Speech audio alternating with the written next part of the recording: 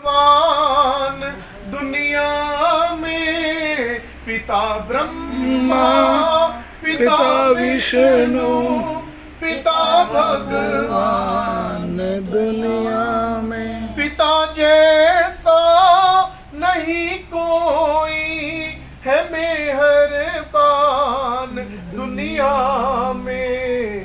पिता ब्रह्मा पिता विष्णु पिता भगवान दुनिया में। पिता ब्रह्मा पिता विष्णु पिता भगवान दुनिया में। ये बच्चों के लिए चुन चुन के लाता आप दाना है, ये लाता आप दाना है। ये एक एक जोड़ कर तिनका बनाता आशियाना है, बनाता आशियाना है।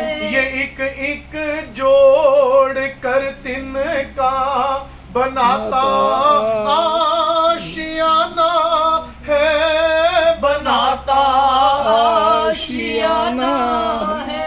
बच्चों की पूरी जिद करता ये देकर जान दुनिया में। पिता ब्रह्मा पिता विष्णु पिता भगवान दुनिया में। पिता के राज में जग की ये सारी शहनशाही है, ये सारी शहनशाही है। बचपन में आपस में दो बच्चे लड़ते हैं ना, ध्यान देना, बहुत अच्छी बात है ये शब्द सुनना कि पिता के राज में जग की सारी शहनशाही है। जब पिता होता है ना तो बच्चा अपने आप को शहनशाह समझता है। दो बच्चे आपस में लड़ रहे होते हैं और एक बच्चा उसका कॉर्नर पकड़ के क्या बात कहता है, क्यों तेरे बाप का राज है। आज वो बात कितनी सच्ची लग रही है कि पिता के होते राज होता है बच्चों का, कि बच्चा अपने आप को शहनशाह समझता है। मुझे किस चीज की कमी है, मेरे सिर पे मेरा पिता बैठा है। पिता के राज में जग की ये सारी शहनशाही है, ये सारी शहनशाही है। पिता के प्यार की कीमत नहीं जाती चुकाई है, नहीं जाती चुकाई है। पिता के नाम से बनती शान बच्चों की। पिता ब्रह्मा पिता विष्णु पिता भगवान दुनिया में। ये बन के आसमां करता पिता बच्चों पे साया है, पिता बच्चों पे साया है। घर की चार दीवारी बनी हो, ध्यान देना, चारों दीवारी जितनी मर्जी ऊपर उठा लो, लेकिन अगर उसके ऊपर छत नहीं रखी हुई ना, कोई उसको नहीं कहेगा कि ये मकान है। कोई कह सकता है बिना छत वाले को मकान? नहीं कहता ना। हम तुम तो दीवारियां हैं, हम तुम तो कोने की दीवार है, लेकिन जो छत होती है ना वो होती है हमारे पिता कि बच्चों चिंता ना करो मैं बैठा हूं।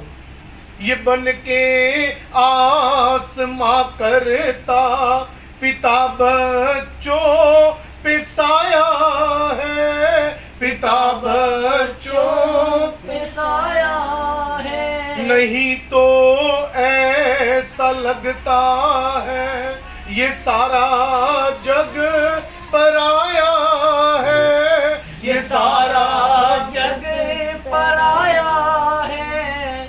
पिता के नाम से बनती शान बच्चों की। पिता ब्रह्मा पिता विष्णु पिता भगवान दुनिया में। पिता बन के पता चलता ये कैसा प्यारा रिश्ता है, ये कैसा कैसा प्यारा रिश्ता है।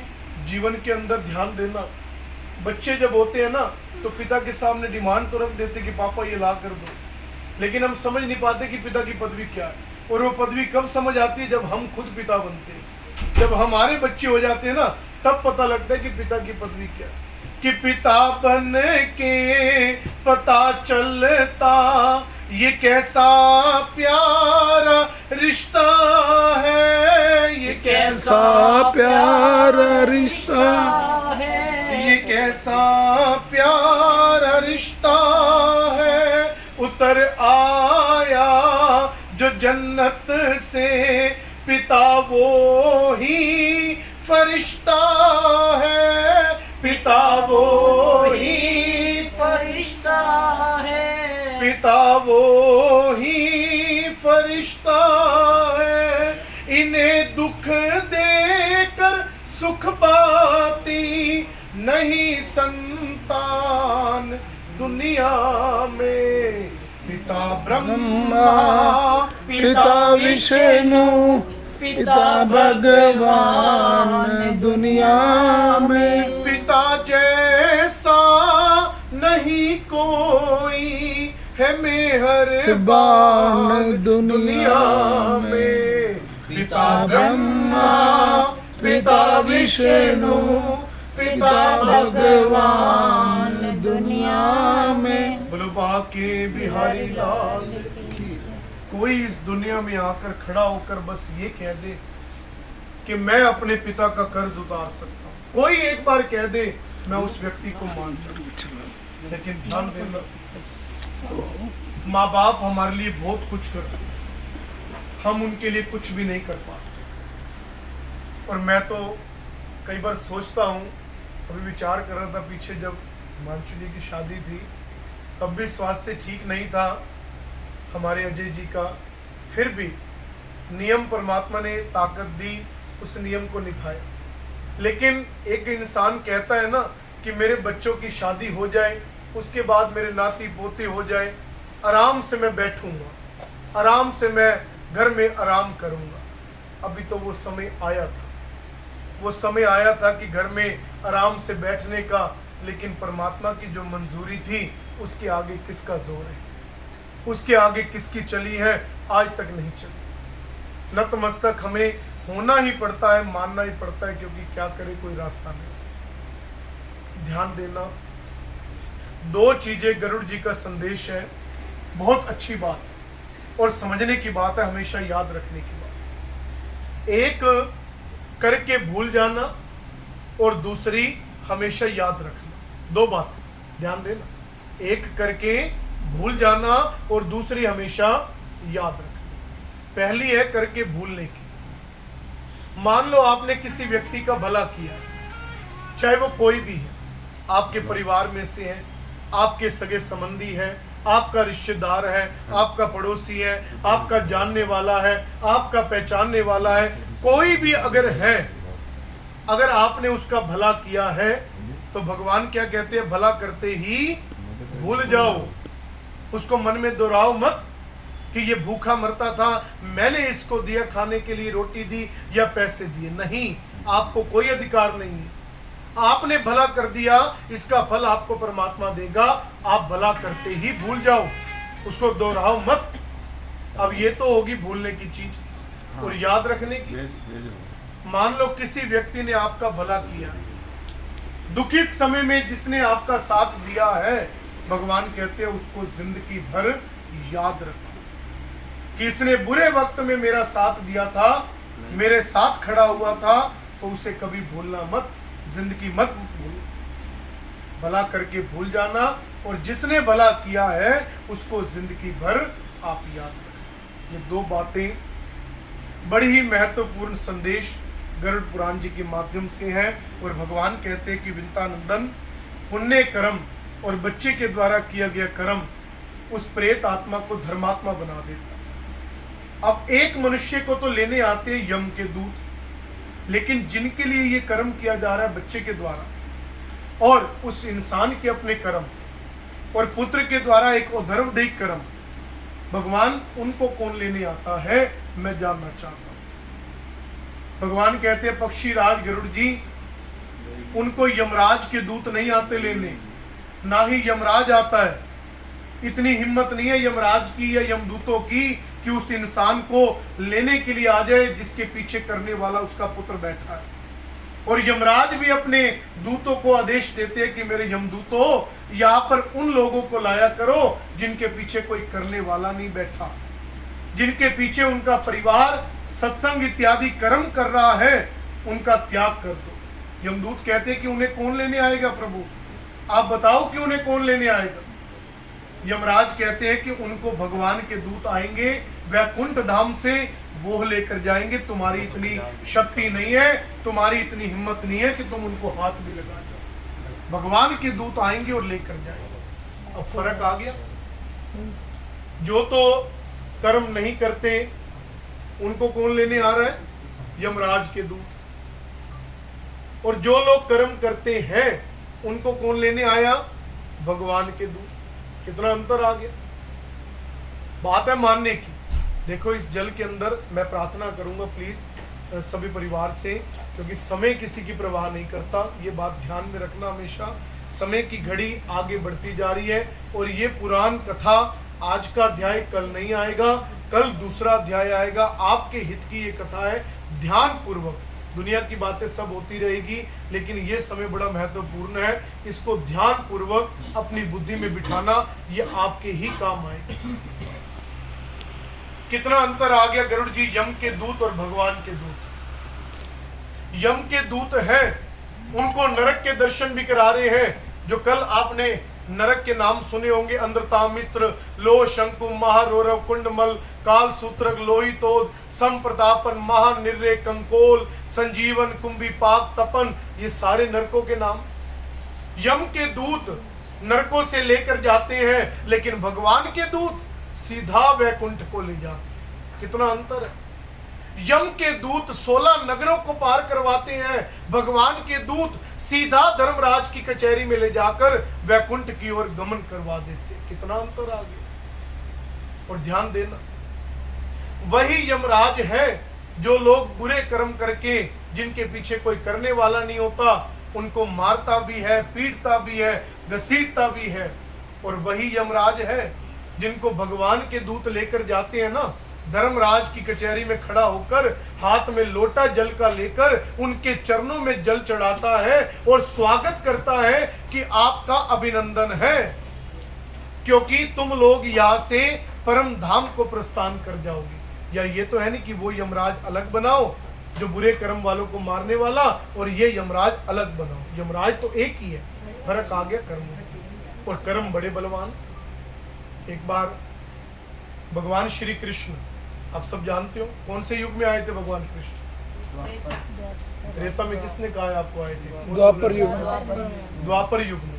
पुराण पढ़ा करो, समझा करो, थोड़ा समय परमात्मा के लिए निकाला करो। द्वापर युग के अंदर मेरे प्रभु इस धरती पर आए थे, भगवान कृष्ण। और जब भगवान के शरीर की वृद्धावस्था थी ना, वृद्धावस्था यानी बुढ़ापा, जब शरीर की वृद्धावस्था थी तो एक नगरी के राजा थे।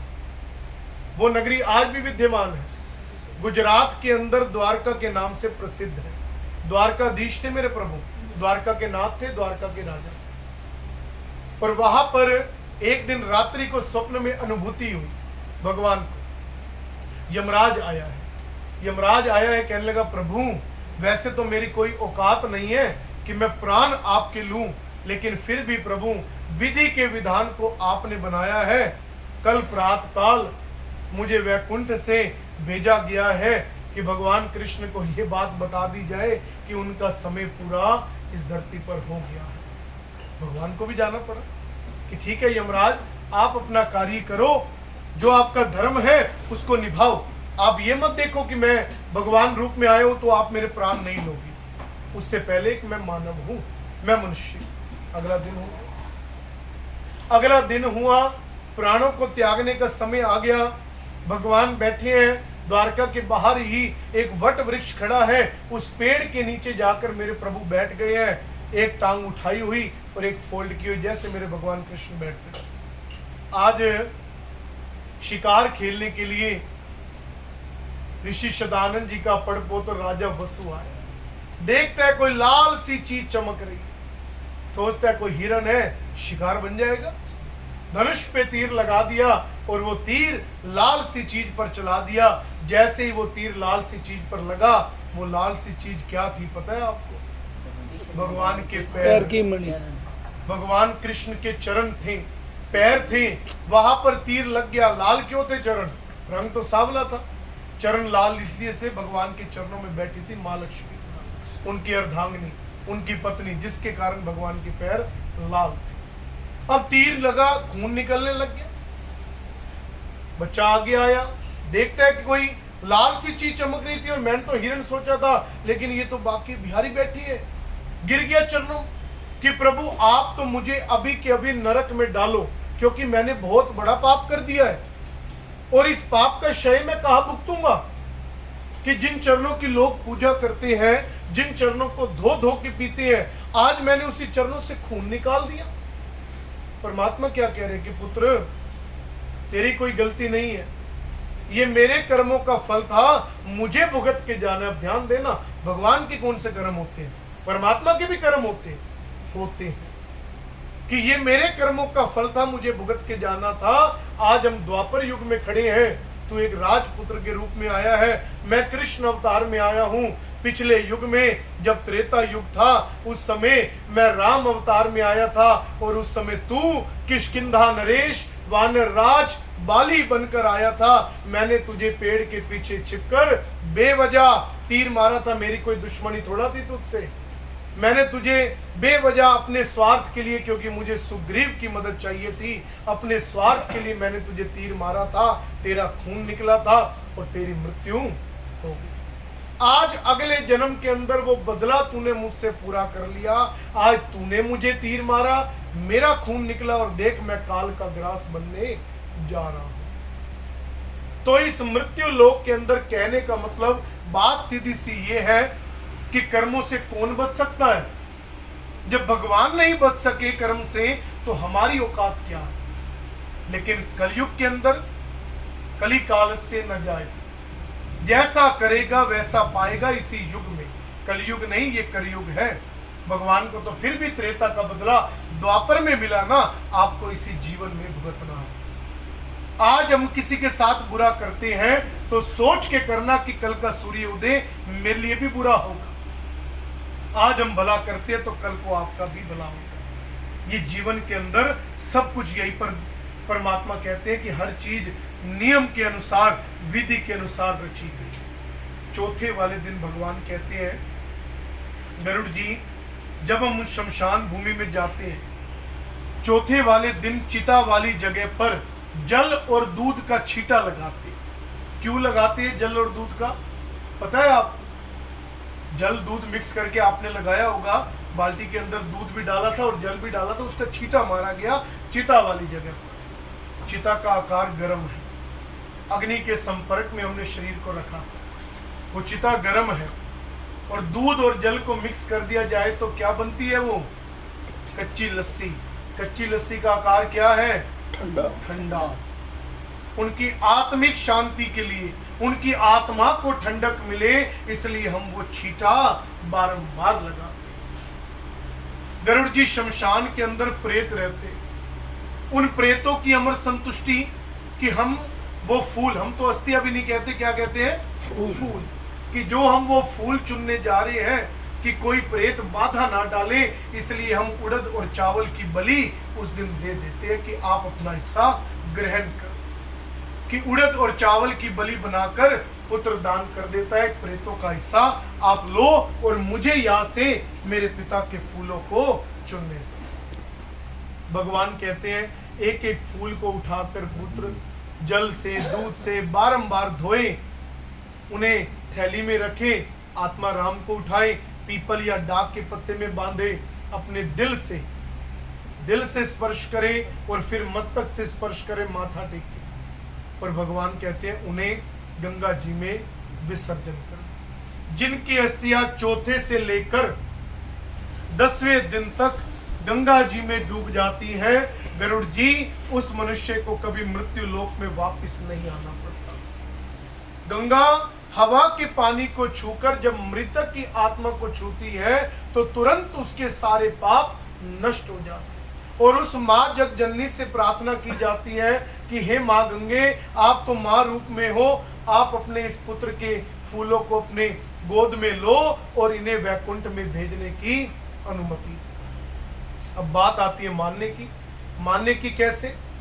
ये घर का पानी पड़ा है, लोटे के अंदर जल, और एक लोटे में हमने भर के रख दिया गंगा जल। अब माध्यम दोनों का देखिए, है तो दोनों पानी ही ना, जल तो वो भी है, जल तो ये भी है, लेकिन जिसमें हमने गंगा जल डाला है ना, वो जल नहीं, वो माँ है। कहते ना, मानो तो गंगा भी माँ है, ना मानो तो बहता पानी। जैसे और नदियां बह रही है ऐसे वो भी बह रही है। बात है मानने की कि ये जल नहीं, ये माँ है, हमारी माँ रूपनी मोक्षदायिनी माँ गंगा है। बात मानने की होती है।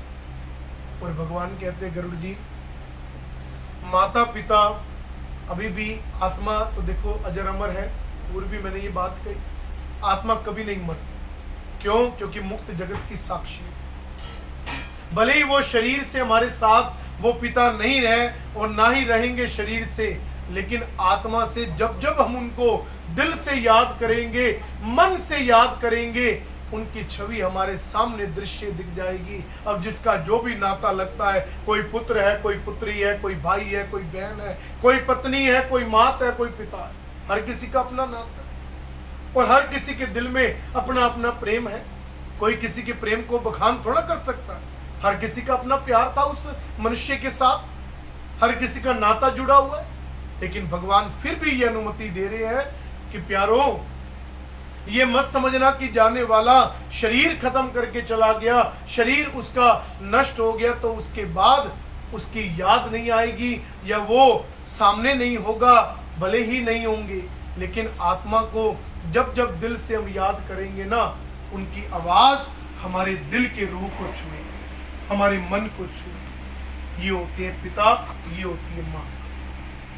इसलिए कभी भी ये विचार मत करना, आज तो ये 13-15 दिन का कर्म चल रहा है, इस कर्म के होने के बाद भी आप लोगों का धर्म बनता है कि उस पिता के निमित्त जो जो पुण्य तिथि उनकी, कोई पावन तिथि आई, कोई बड़ा त्योहार आया, कोई बड़ा पर्व आया, तो उस पिता के निमित्त चाहे थोड़ा दान करो, चाहे कुछ भी करो, देना जरूर है, करना जरूर है, ताकि ऊपर बैठे हुए, वैकुंठ में भी बैठे हुए वो पिता ये विचार ना करें कि मेरा बच्चा मेरे को जाने के बाद भूल गया है, कि उनकी प्रसन्नता ऊपर बैठे हुए भी होती रहे।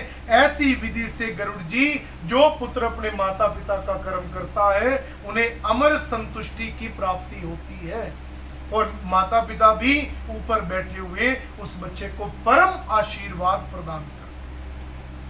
कोई संदेह नहीं, आज की कथा में बड़ा अच्छा भाव मेरे परम पिता परमात्मा ने बताया। आप लोगों ने सुना भी कि कर्म करने से क्या होता है और कर्म ना करने से क्या होता है। कर्म करोगे तो बात बनती है, कर्म नहीं करोगे तो बात नहीं बनती। बोलो वृंदावन बिहारी लाल की। हरे राम हरे राम राम राम हरे हरे, हरे राम राम राम हरे हरे। हरे कृष्ण कृष्ण कृष्ण हरे हरे, हरे कृष्ण कृष्ण कृष्ण हरे हरे। बोलो बाके बिहारी लाल की जय।